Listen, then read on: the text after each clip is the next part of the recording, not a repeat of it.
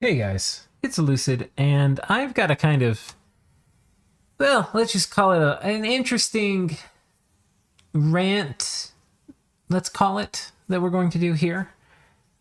There's a few things I'm going to show you in this video. One is there's a game I played in that I never put up on the channel. I ended up losing it. Pythium 1 is being played by Olio, and he did an absolutely fantastic job that game. Just beautiful, beautiful scripting. There's some other players that I really like playing with in it. Sack was in it, Sack and A, and Johnny Hito was in it, and there's Ballin and Grippo were in it. There are a bunch of people that were in it.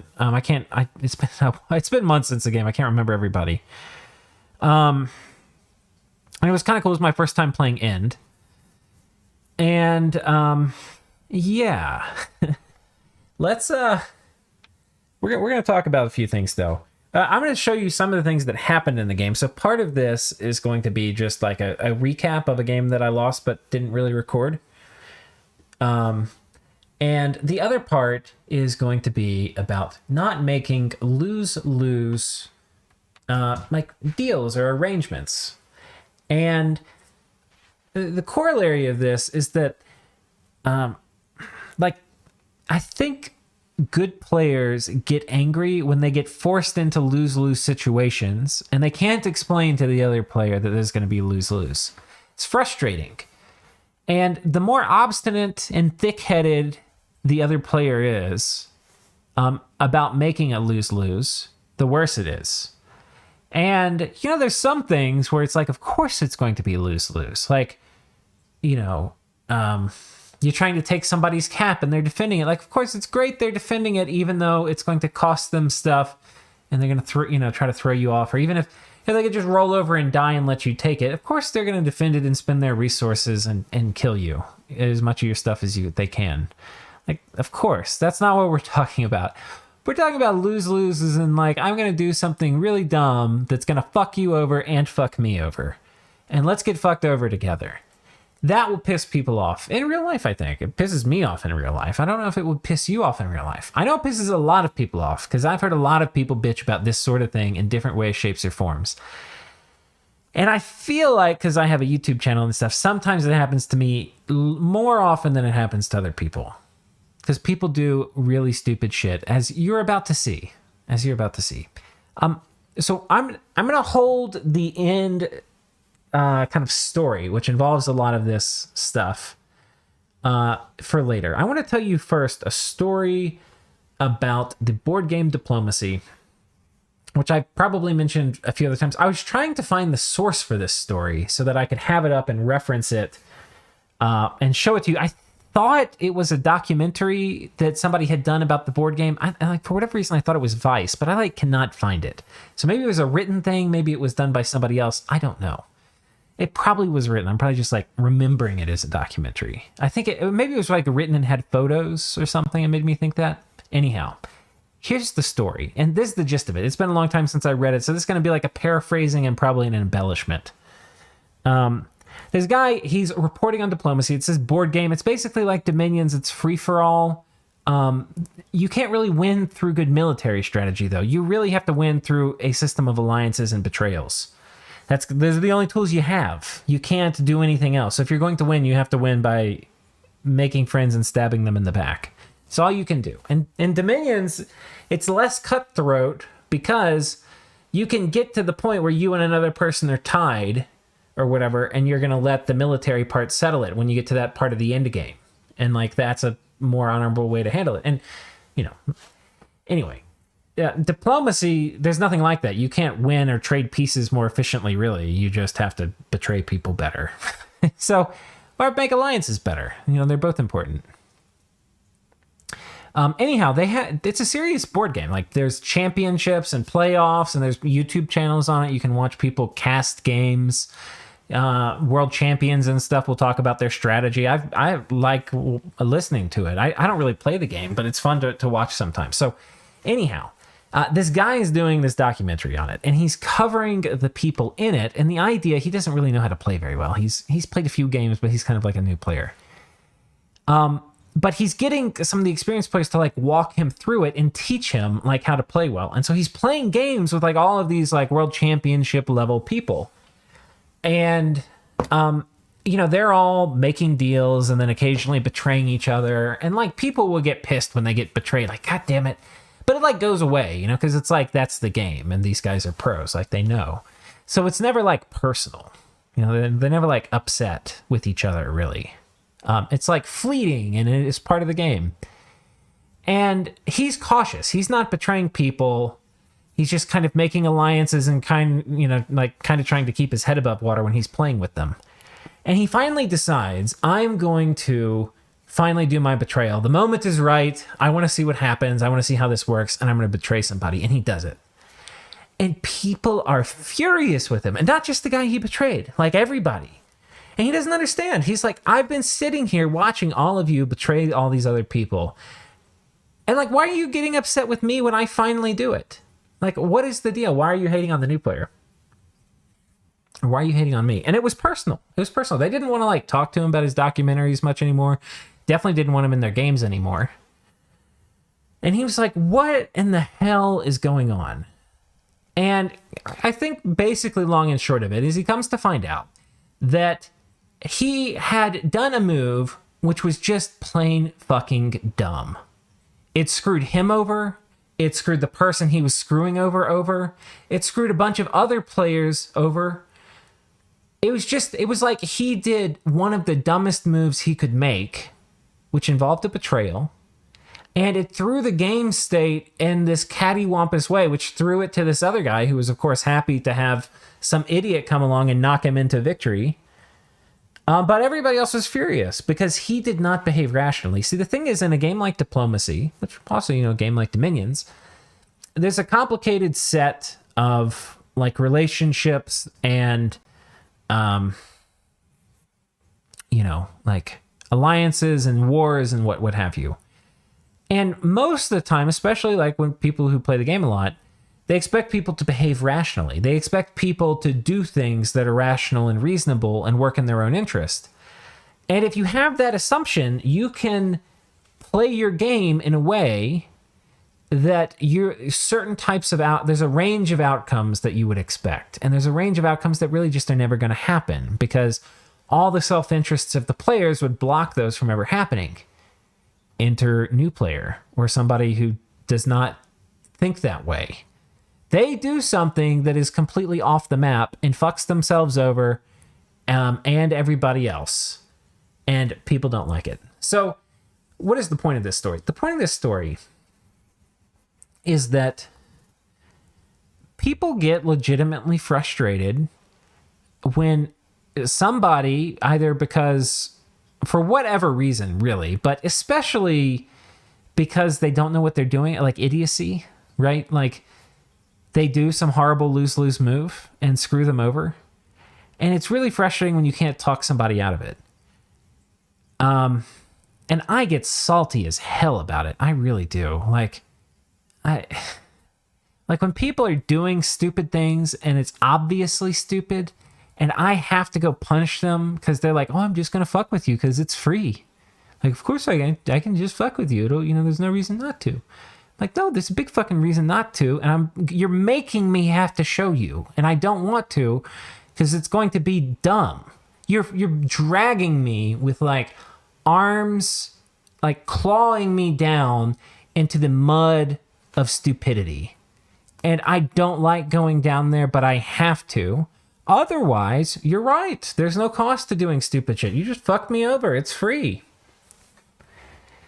So I'm going to now tell you the story of crawling deep into the mud of stupidity in this end game. And for some of that, I'm going to have to tell you some of the backstory. We expanded fine. We neighbor Pangea, who I really didn't want to fight, but Satis was killing. Pangea died pretty easy, actually. Pythium, Micklin, and Ashdod. Ashdod's involved in a war with Vanarus. I had naps with all my neighbors except Ashdod. I had gotten some tech online.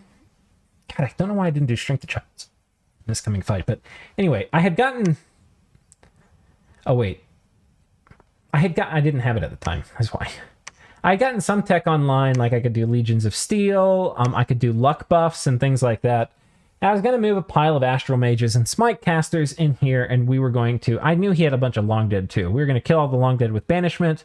We were going to smite the Anakites, and we were going to pummel the giants with a bunch of lucky sacreds who hit pretty hard, but not super hard. And we had a bunch of arrows and stuff to deal with any PD or chaff. We were going to run in here, and we were going to take it. We had an army much bigger than this. It got killed a few turns ago. And Ashdod did this masterful defense. Like, I thought I had him. Let me go back to the turn. I thought I had him. Oh, boy, did I think I had him. I thought I had him just in the perfect spot.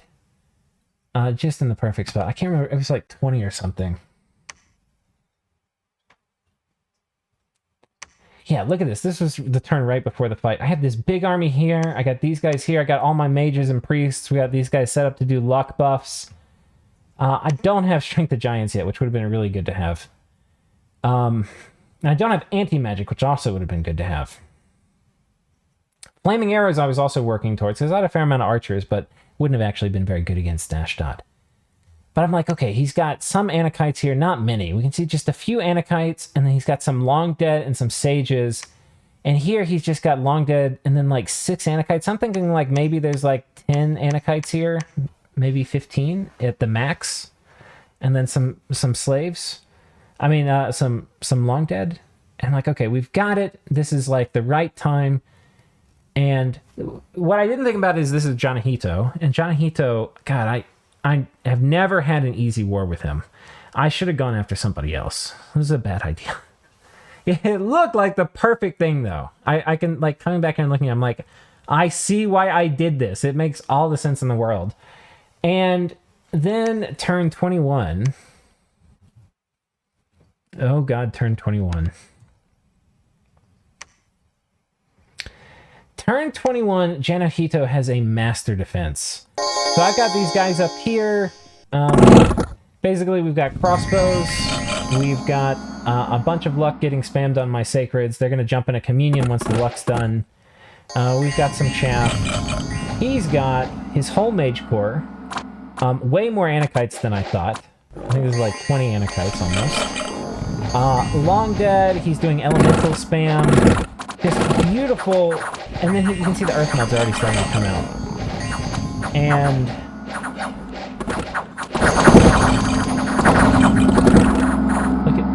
look at these earth melts, guys. Like, so many of my troops are stuck. Like, we can't hit. We get insta-gibbed if we're earth melted and Anakite hits us. Just deleted. I don't know why these guys are cold, actually. I don't know if they've been hit by numbness or whatever. But anyway, our guys can't attack because he's got these guys with Summon Earth Power and Earth Meld just advance and cast, blasting us, freezing us in place. The Anakites are chopping us down. This did not go at all how I thought it would. I was like, well, immediately clear the undead with banishment. We'll smite these guys. They're not going to be able to kill us quick because we're lucky. Look how many lucky dudes there are. But look at us, we're all Earth Melded. It was a beautiful defense. Absolutely gorgeous. However, at the end of it, we're not going to go through all these battles. At the end of it, very expensive for me. I lost about 90 sacreds. He lost about 10, but his are also about like 10 times more expensive than mine. But I lost some mages too. I lost a bunch of chaff. This is a lose-lose. I'm not going to be able to conquer Ashdod. He has nothing really left to come after me with. This is just like a desperate defense with what he didn't have going on fighting Vanarus. Beautiful defense, though. Definitely a bigger loss for me than for him. And at this point, I apologize to him. And the reason I apologize is because I misestimated this war. I thought I would be able to execute it successfully and to kill him. And instead, I have done a crime. I have done a lose-lose. I have made him waste tons of gems fighting me. I have made him lose a bunch of stuff. Otherwise, he'd been friendly to me. And I certainly lost a ton. I lost even more than he did. I was like, I'm sorry. You can go back to peace if you want. He didn't want to go back to peace. I didn't understand why. He had nothing over here that could conquer me. I can reinforce with more mages. I can PD dump. There's no way... And he's also fighting another war. There's no reason I could think of why he would not make peace with me. And I think I'm remembering this right, but this was also many months in the past, so I could forget some details. Like maybe I didn't ask him right away to make peace. I can't remember exactly. I think I did. Anyway, he won't peace out. I can't figure out why. And in a couple turns, Bandar Log is going to show up on my border, turn 24. And turn 25, he attacks my fort. Wait, that's not it. Oh dear, save game folder. He attacks my fort. And I need to explain to you the context of this. He is not one of my normal neighbors. His capital is down here. I think this is it. This province, which he had before, he does not own this province. He does not own this province. I don't think he might own this one. I don't think he does, actually. He does own these two. So for him to get here, he's got to go this way. And I mean, going this way wouldn't be any easier, right? And then here, and then here. So it's like 2 or 3 long, single spindly connections to get up here to fight me. He is not a high map move nation. He's not a fast nation. He's not a flying nation. He is a slow, paw your way around 1 foot at a time monkey nation with slow troops. And he's attacking me. Now, Ashdod got him to attack me. But Ashdod also has nothing over here, which is going to be able to take a fort. And for him to even have a slight hope, he would have to mobilize all the mages he had in that battle and probably more. Even though it looks super desperate for me right now. Once the monkeys have attacked me and I figured out what's happening, I'm saying, look, okay, I'm going to go down here and fight the monkeys. And if somehow I lose, I'll just let you have all of this for free. I'll just let you vulture everything. And I'm going to... And this is also consistent diplomacy, because I've told the monkeys the same thing. Except I didn't tell them I'm buying off Ashdod exactly. I told them, I will ensure you get nothing. I will commit everything to fucking you. Like, you are going to get nothing out of this. If you think you're going to come over here and vulture a fort, you're not. I'm going to make sure you get nothing. This is a stupid move. You stand to gain nothing. And I need to explain that now, because I explained this to him at the time. Him attacking me, because he didn't have ambitions of just this. He was going to come in and conquer my whole southern region in my cap. Because Ashdod can't do it. Ashdod doesn't have anything over here. That was his plan. Let me tell you why this is a horrible, horrible, horrible, horrible, horrible, horrible, horrible idea. He's a slow nation. For him, all his power over here effectively does not exist for protecting anything he conquers up here. So let's assume, best case happens. I say, oh, monkeys, I don't mind that you're attacking me. I'm going to furiously keep fighting with Ashdod, who did a brilliant defense and who I really like as a player, and who I've been friendly with many times before in games. Like, this person I like a lot that I attacked and I failed, I'm going to venomously throw everything I have at him, and until both of our armies are ground to dust. I'm going to exhaust myself on him, and you may just come in and plunder my backside. Like, let's say I did that for him, right? Which is his wet dream, which I would never, ever, ever, ever do. Right? So that was like a 0%. We're already in the 0% chance probability realm. But let's say I did that. He comes in, he takes this fort, he comes over here, he takes this fort, and he takes my cap. This would go to Satis. This I would also, by the way, give to Python. I would never let the monkeys take it. And he has no other real infrastructure to take. He'd knock over some of my temples, whatever. So he's now got like 2, maybe 3 forts in the area. But importantly, these forts have not been recruiting mages or troops all game. Meanwhile, he's surrounded by a bunch of players who have forts that have been recruiting mages and troops for quite a while. And therefore, they have a bunch of mages and troops in them. And therefore, they could use those mages and troops and go kill you and take this. And because all of your other stuff functionally does not even exist, though potentially as we get later in the game, they could maybe gateway some stuff. You have no way of really defending it. And, I mean, he's not going to be able to gateway his mage core. So, and even if he was doing, like, teleporting one mage a turn, like, it's super pearl expensive to do that. So, if he got all of this, it would be a hollow victory because he couldn't defend it. And any competent players that boarded somebody who did something so stupid absolutely would eat them right away. Like, no hesitancy. They would be like, well, I think we'll just take this because you can't defend it. Because he literally could not defend it. Like, he would need like 10 or 12 turns of holding it just to get like a bare parity with any of my neighbors for the amount of troops and mages and stuff they have in the region, probably. So, and the other reason why these weird, like, diagonal wars are usually not effective is because your dominion is going to be spread out all over the place. Like, you want to have less dominion surface area because it's going to be a lot harder. You're going to have to invest a lot more in having candles where you want them. That's not a reason in and of itself to not do something, though, but it's a contributing factor. And the other contributing factor is that, and this is maybe easier to think about if you think about like a single player game. If you were to do this in a single player game, think of all the new AIs which are going to be next to you, which can now attack you whenever they feel like it. Guess what? Human players actually aren't that different. In fact, they're more likely to attack you because you have no way to possibly fucking hold any of this. So you're getting the maximum number of new neighbors with the maximum amount of area that can be like raided. It just doesn't make any sense. And I explained all of this to him before. I was like, it doesn't make any sense. You should not do it. And he's like, no, I'm going to do it.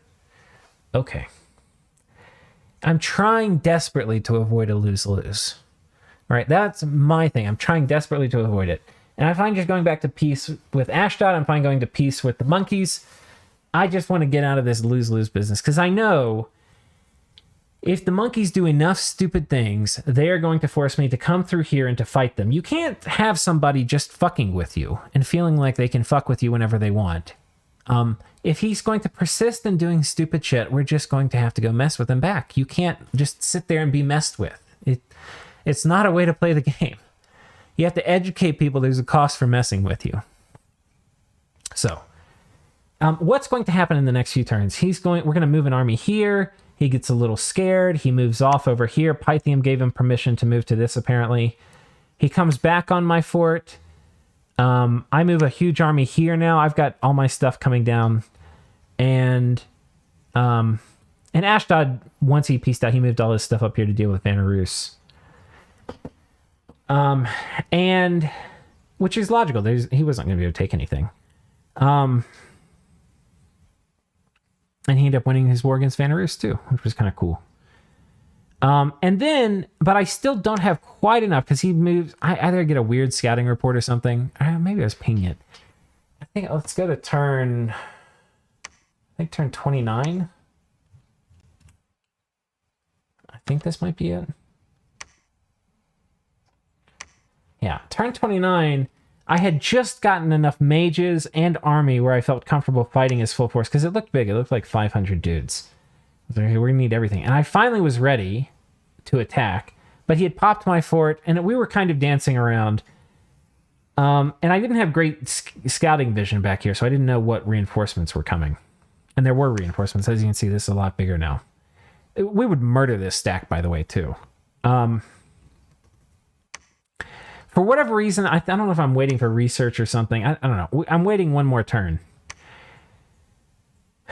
And I think we ping this just to see what's here, because he had stuff hidden in the fort. I couldn't quite see it. Anyway, but after my continuous pleading with him to not do a lose-lose, he has decided he can't keep this fort he wanted to vulture. This is too much stuff. He's not going to be able to win this conflict. And so instead of being like when I forced a lose-lose upon Ashdod, I apologized because I was legitimately sorry that I had done a serious misjudgment and I had caused him to lose things for no good goddamn reason, just because I was stupid. And I was sorry for it. Well, the monkeys instead, they have said, okay, well, we have made a miscalculation. So instead, let's just fuck him.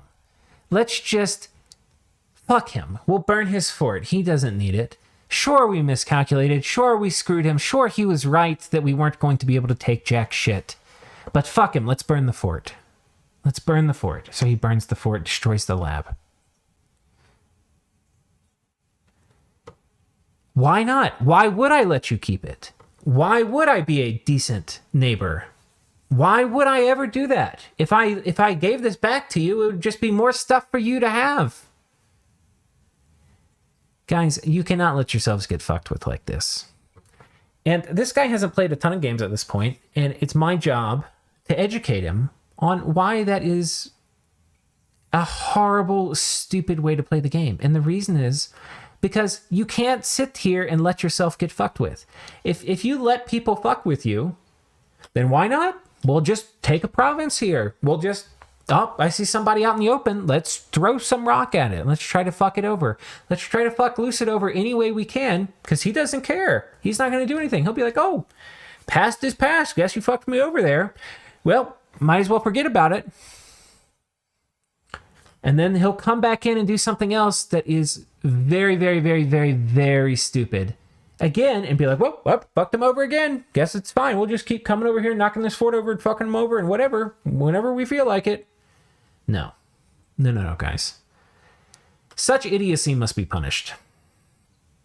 People who are willing to do stupid lose-lose things like that with you, and they're going to neighbor you, and they're just going to like, no, those people can't even exist. Like, first of all, good players, by the way, also, I don't think would really ever do something this dumb. I've never seen them do it. I've heard some stories occasionally of somebody doing it. And there's some exceptions. Like, there are times when a diagonal war can make sense. We'll talk about those later. But making a war, like, anyway, we'll talk about the exceptions later. But anyway, so he burns the fort, and I'm like, what the fuck have you done? Ready your ass. We're coming for you. And basically, we ping him this turn, but then we chase him and he retreats. He comes down here, and we eventually get his army trapped inside a fort. And I think that's like turn 35. And about this time, Satis is declaring war on me.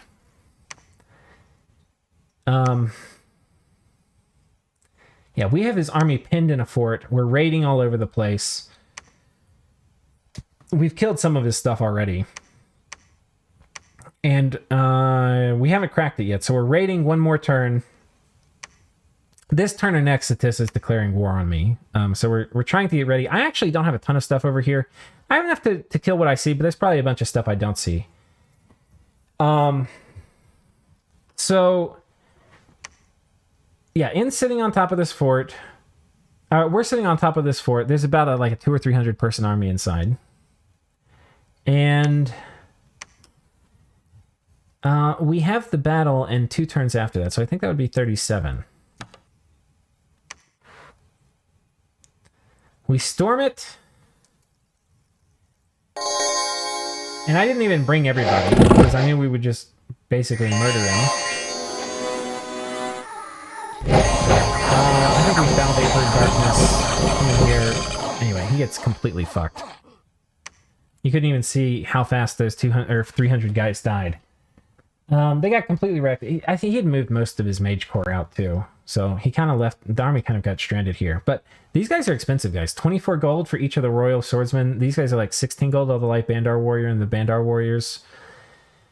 The Marcata are pretty cheap, but everything else here is reasonably expensive. I mean, the militia are cheap. They may be in, I'm not even sure where he got those. And we lost basically nothing. And now we have his fort. And you can see Satis is about to attack me this turn. I, by the way, explained to Satis that while I have sent a large force to exact justice out of Bandar Log, and my goal in this, by the way, is to burn down every single fort and pillage it to the ground and then burn down his capital. I don't want this. This is the same reason it was completely idiotic for him to attack me. It's completely idiotic for me to try to hold any of this land. But it's very reasonable to fuck him over and burn it. He can't come over here and just fuck with me and burn my forts. No. Oh, hell no. I don't know any good player that would let you come over there and just fuck with them and expect there to not be consequences. Especially when you do it in such a dumb manner, when they're explaining to you with every dumb move you make why it's a dumb move, and you're like, I'm just going to keep doing it. Why not? Why not?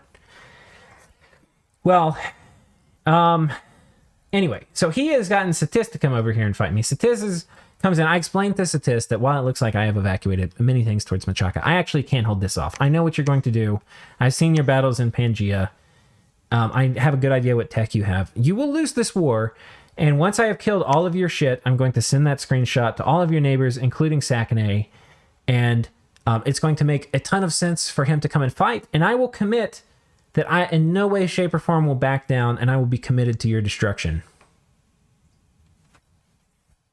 Now, I am not upset with the Satis player. He thinks he's got me in a place. This is, by the way, like, this is the same thing. Satis is like me against Ashdod, right? Except Ashdod didn't tell me he could kill me. If John Hito said, look, dude, I've tested it several times. You're about to get wrecked, but it's going to cost me a certain amount. There's a decent chance I would have listened to him because I trust John Hito. I might not have. I might have been arrogant, but I hope I would have trusted him. I don't know. Anyway, but I told him I was going to screw him over.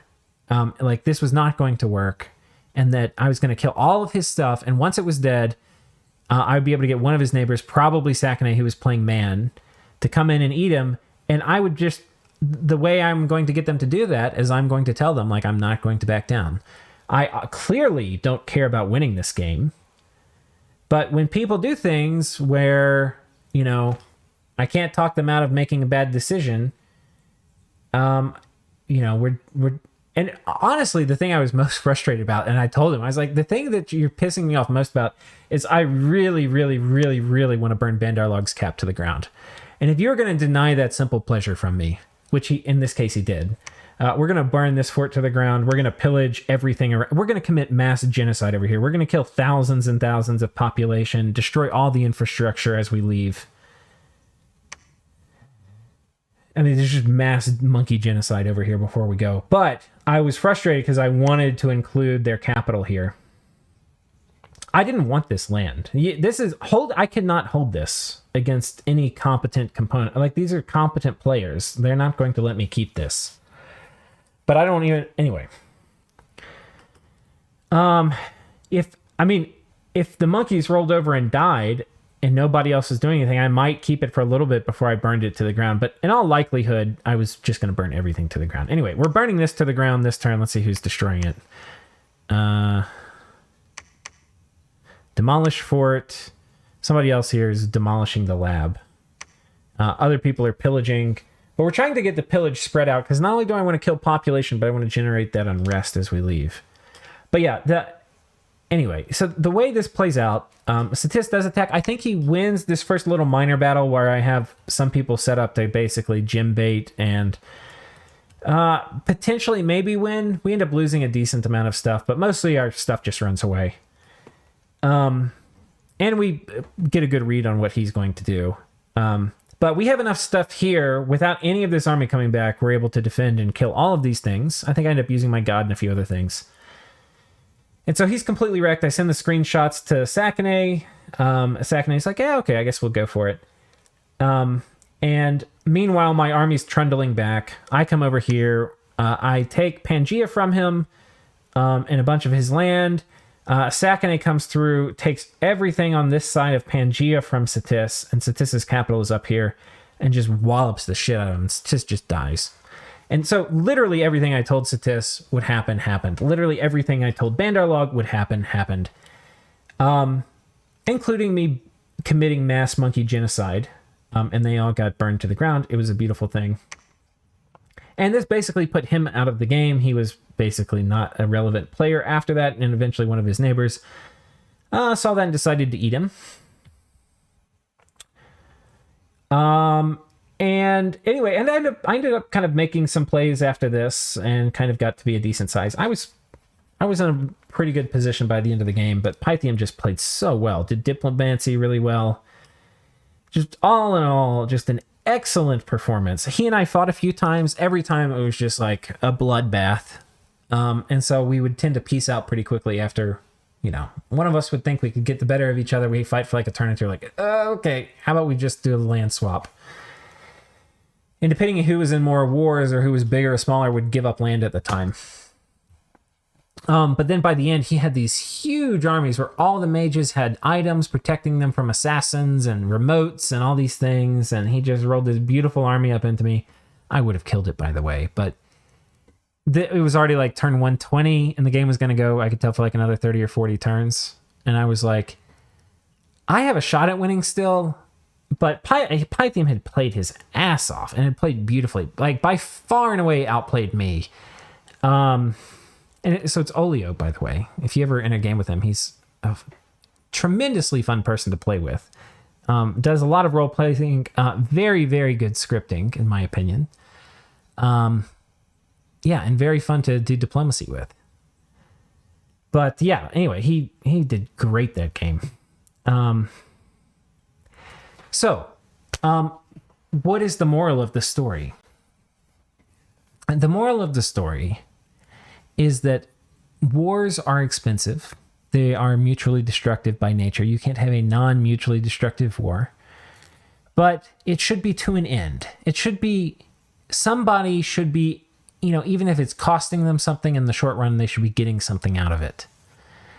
Doing things just to fuck people over, I think, is a horrible and dumb strategy. Like, oh, I'm just going to attack you because I can. I'm just going to burn your fort because I can. How was it worth it? He lost at least 4,000 gold to troops, probably, all said. He lost thousands and thousands and thousands of population. He lost his fort. He lost his labs. And he ultimately lost his spot in the game, as he was rendered irrelevant and was killed. And part of it was not just because I had burned his lands. A large part of it, the bigger part actually, was not the economic damage I did by attacking him and killing his shit. The bigger part of it was he wasn't doing something productive with his time.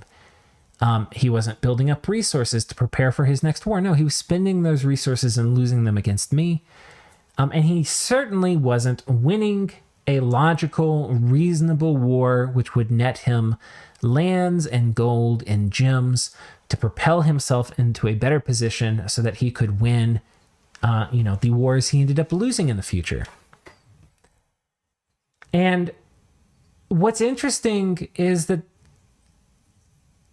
it couldn't have gone better, really, for him. Like, even if things went according to his completely unrealistic fever dream, wet dream, it still would have been a horrible play for him. So, don't do lose things. That being said, you can't avoid it. Like, Satis at this point in time does not think it's a lose-lose. He does not think that he's going to... by the way, I didn't even really want to fight Satis right now. Like, if he would peaced out with me, it wouldn't be like I would go kill him later. I just didn't really want to fight him. But... and that's because it would be too expensive. Some wars are not really worth winning, even if you can win them. It's just the cost was going to be too much.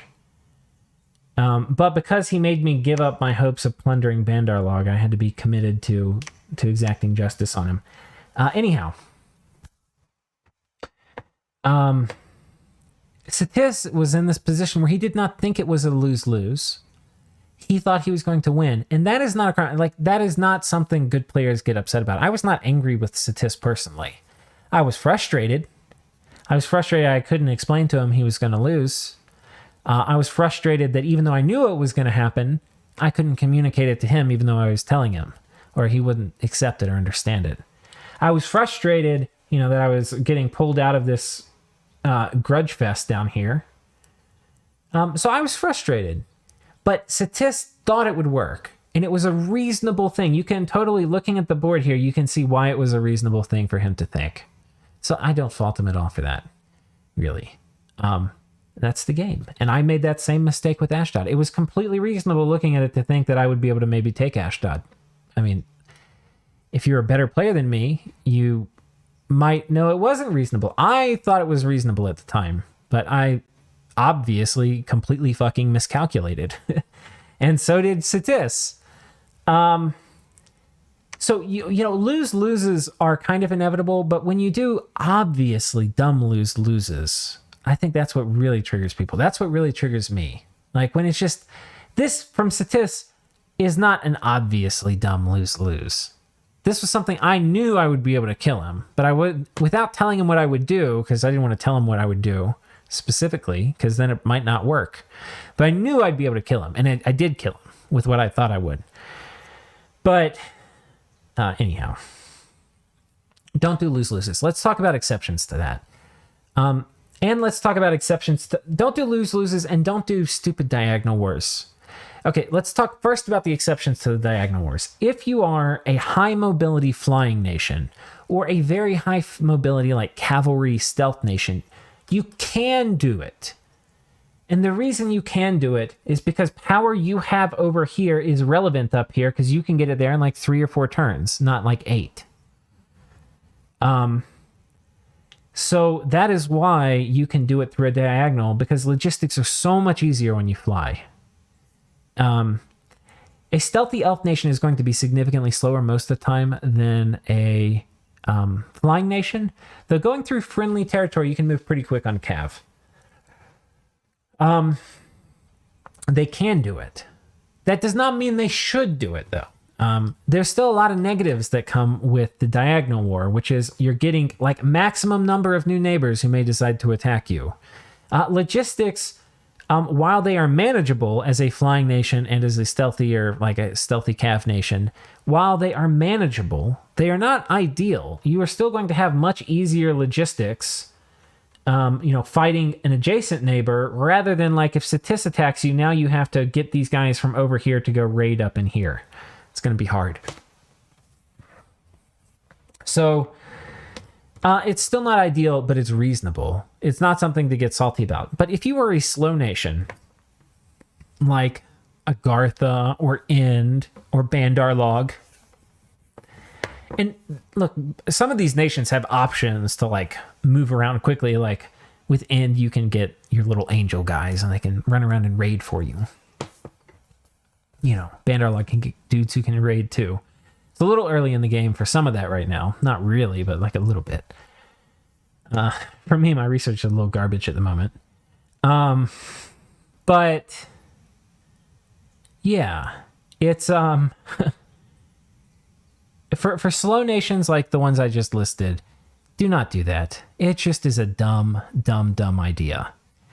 There's other times that sometimes people do diagonal things, like if you're an underwater nation or a sailing nation, you've got a really good lake setup. You can have like a completely asymmetrical war. Very frustrating to be on the receiving side of that asymmetrical war, but it can make sense for the other player executing it, because like asymmetrical wars are usually good. This is not an asymmetrical war. This is like being mentally deficient and charging into somebody in a hopeless futile endeavor. That's different. Yeah. So, and by the way, I've said this is a dumb move. This player and I was like, by the way, about as salty as I've ever been when he burned this fort down. I was so pissed, guys. I was so pissed. We've since made up. I think he realizes this was probably not a great idea. But unfortunately, it took lots and lots of dead population and monkeys for him to figure that out. So part of this is me just educating y'all en masse that, and it's not just me. I think almost any player you fuck with directly in a significant way. Like if you cast one unrest remote at somebody and claim credit for it or something, like people will be like, okay, please don't do that. Stop being annoying. Like it's not going to be that, but like doing significant acts of aggression just to fuck with somebody, I am pretty sure most good players will find a way to make you fucking pay for it. I know I will. I will get my 2 or 3 or 4 or 10 or 100 pounds of flesh. And I'm pretty sure most of the players that I know who are good would do the same thing. I am more like vindictive. Like I will give up any chance of winning just to fuck you over if you do something that stupid. Like I have a punishing mentality, but almost everybody will have some kind of punishing mentality. Nobody's going to let themselves get fucked with that's any good. But anyhow, I'll show you now just kind of how the game ends, because we've been sitting here looking at it. I'll do a national overview at some point for End. I think I kind of want to play them again.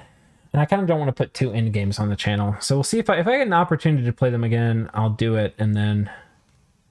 But...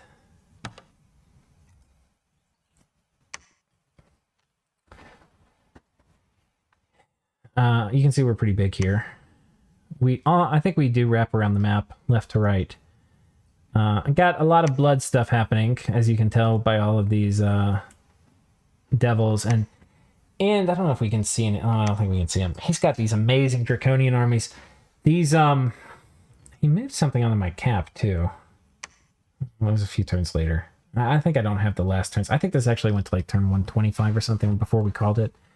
But... he had defeated a couple of my really big armies with these beautiful like communions he had, where all the masters were protected. That every single one of them had bane blades and other kinds of armor and stuff, which normally is like overkill. But man, he was not going to be able to bring those mages into my territory without it. And so it was like everything was. He had all the so many mages and so much attention to detail in all the scripts, and these draconians just did a ton of work. And normally I wouldn't have ever got. He had a Gale Gate up the whole game. And just slamming Draconians. And the cool thing about Draconians is they can summon more Draconians. Like they have the summon allies ability. And so he just had piles of Draconians, which aren't great when you look at them, but over time he made great use of them. I can't dock him any points for it. It's the first time I've ever seen it used, and it was very effective. He had some tarts too and other things, but all our fights are really cool. I was in like a ton of late game games by this point in the game. Like I was the Ulm thing was like at its climax, and the relay thing was heating up, and I was like, oh my god, I'm in too many games. Get me out of this. And it was like turn 120, and I knew there's no way. First of all, he was winning the war, and I was too big to get anybody to help me. Nobody was going to help me. And I knew I wouldn't be able to kill him for at least like 20 or 30 more turns. And there's a very good chance I was going to slowly lose.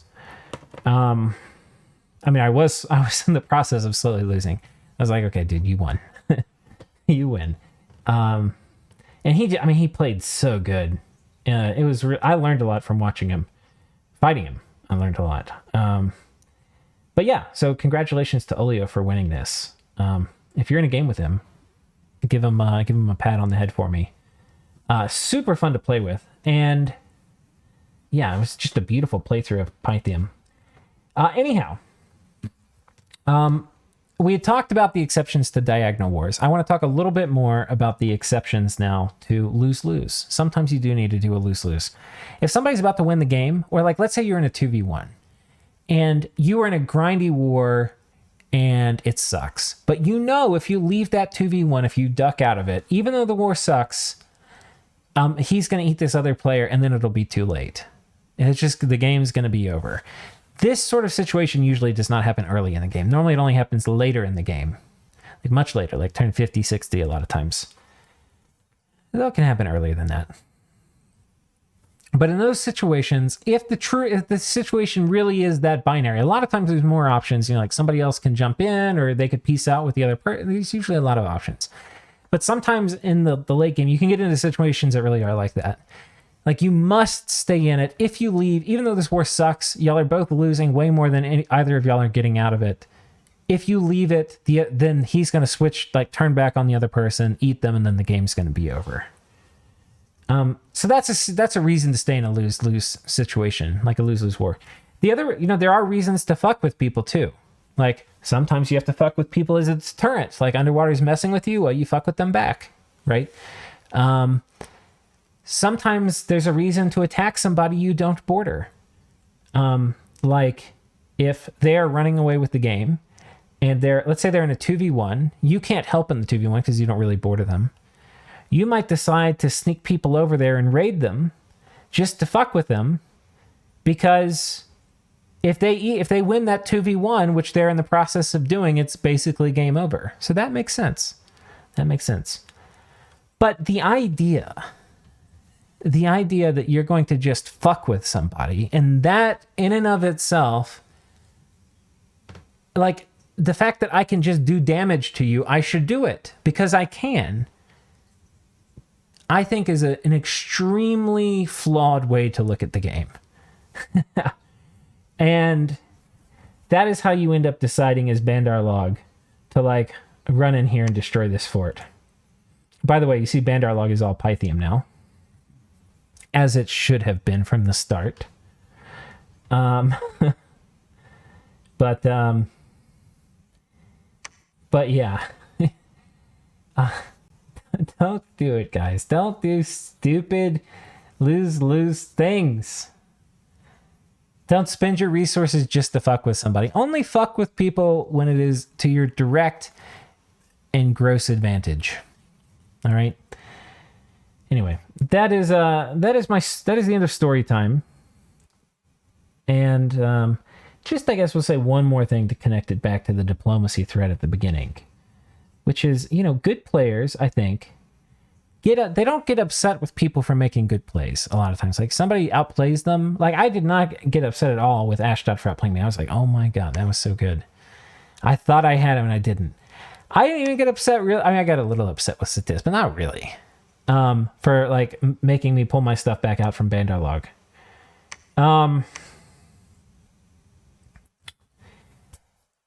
But what I get pissed about, and I think what I've heard other people get pissed about, is when people just do stupid, spiteful things that just fuck you and them. Like they spend their resources just to fuck you. And they're like, oh, I could, so I did. And then they, like, of course, everybody's going to figure out a way to fuck you over. Like, it's like, it's like karma, but obvious. Like, of course, people are going to figure out a way to fuck you over. Of course, it's going to come back to bite you. Of course. With that, guys, I will leave you. If you have a story of this happening to you, somebody doing something stupid, fucking you over for no reason, put it in the comments. I'm sure there'll be some good ones. Take care.